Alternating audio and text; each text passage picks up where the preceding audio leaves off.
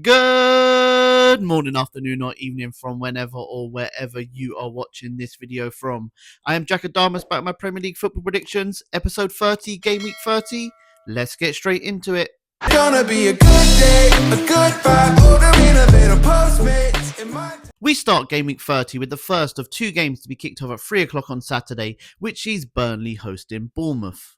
Burnley returned to Premier League football for the first time in 10 days, where they find themselves 9 points from safety, with only 9 games to go in the rest of this season, so they need to get some wins on the board as soon as possible, and that's something they failed to do in their last 10 home league matches, where they've drawn 3 and lost 7.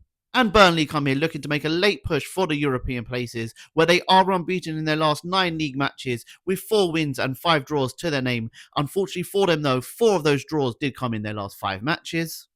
And Bournemouth have only won 2 of their last 15 trips to Turf Moor, but I do believe it will be 3 come full time, with a Bournemouth 2-0 victory. Next up we have Sunderland at home to Brighton.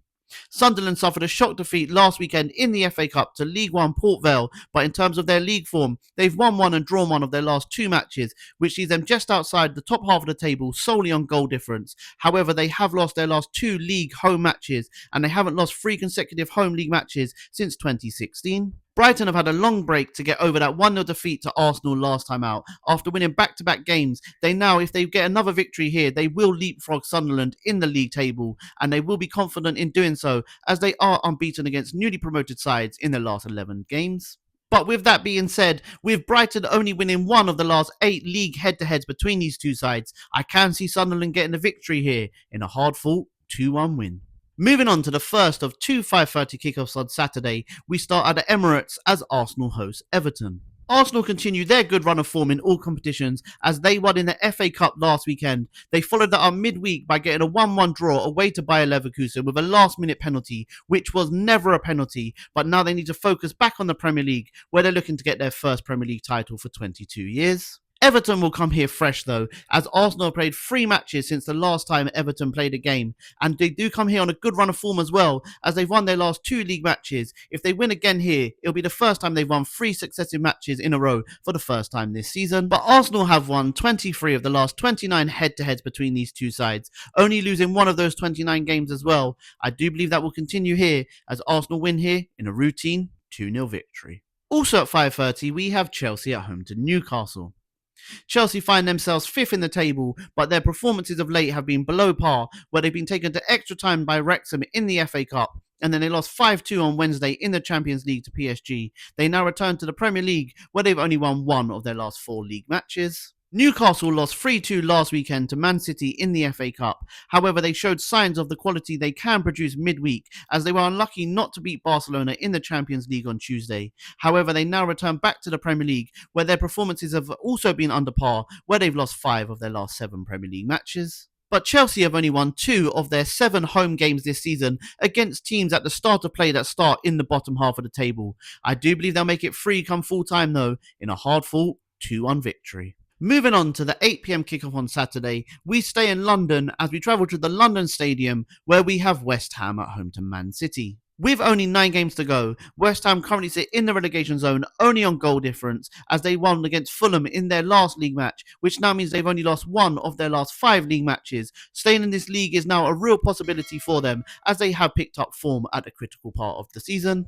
2 of Manchester City's last 3 results could be pivotal in their season, as they drew to Nottingham Forest in their last league match, and then they suffered their heaviest defeat in the Champions League as they lost 3-0 to Real Madrid on Wednesday. But their objective doesn't change. They know they need to keep winning games in the Premier League to keep the pressure on Arsenal at the top of the table. And with Man City being unbeaten in their last 20 Premier League head-to-heads against West Ham, I can see them winning here. I can see them winning in a statement 3-0 victory, with Haaland getting back on the score sheet as he scores a brace in this one. Moving on to Sunday now, where we have 3 games to be kicked off at 2 p.m. We start with Crystal Palace at home to Leeds. Crystal Palace's victory in their last league match against Spurs, in my opinion, secured their Premier League status for another season, as they now find themselves 10 points away from the relegation zone, with only 9 games to go. However, they did follow that up midweek in the Conference League as they drew 0-0 with AEK Larnaca, which saw their fans at the end of the game turn on them as they left to a chorus of boos at full time. Visitors Leeds here, although they sit 15th in the table,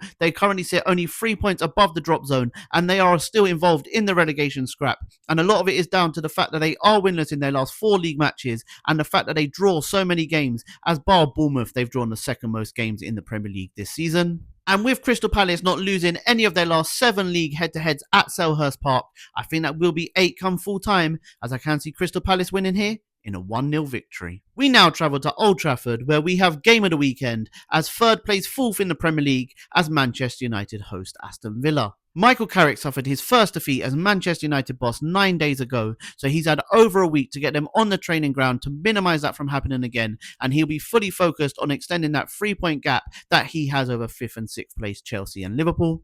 Aston Villa were the only English team out of the 9 teams to play in Europe this week that did get a victory, which is an awful look for the Premier League, but it'll be a confidence booster for Villa, as they will be looking to continue that and come into this one and get their first victory in the Premier League at the 4th time of trying. And Aston Villa will be looking to their first league double over Manchester United for the first time since 1954-55, but I can only see Manchester United winning this weekend in a hard-fought 2-1 victory. And the last 2 o'clock kickoff sees Nottingham Forest at home to Fulham.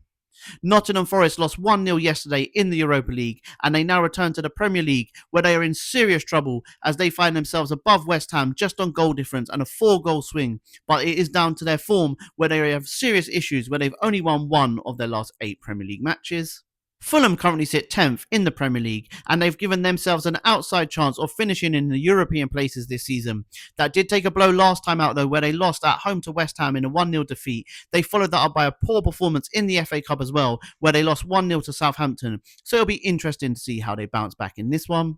And Fulham have won 6 of the last 7 head-to-heads between these two sides. I do believe that theme will continue here, and they'll put themselves in the hunt for the European places with a 2-0 victory. The 4:30 kickoff on Sunday sees us travel to Anfield, where we have Liverpool at home to Tottenham. Liverpool looked to turn a corner, and it looked like they had sorted their season out as they had won 6 of their last 7 league matches before the month of March. But in March, they've lost 2 of their last 3 games, one coming against Galatasaray midweek in the Champions League, the other coming in their last Premier League match, where they lost 2-1 to bottom place Wolves. Tottenham find themselves in serious trouble. Now, this started off as a bit of banter, but now they are honestly looking like they could go down this season, where they've only won 2 of their last 20 Premier League matches, losing their last 6 games in a row as well, 5 in the league, and they lost that circus act in midweek, in the Champions League away to Atletico Madrid.